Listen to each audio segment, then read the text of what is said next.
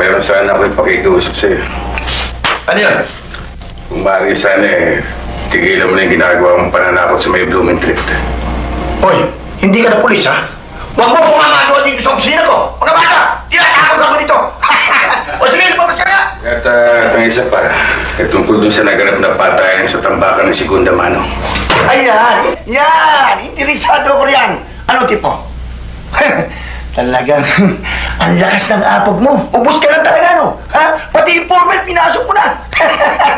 Di ba, bata? May pabuya si Mr. Oyong na 5,000 piso. Sa sino man makapagtuturo kung sino pumatay? Ha? Alam ba kung sino pumatay? Oh, Eh, sino? ako. Ikaw!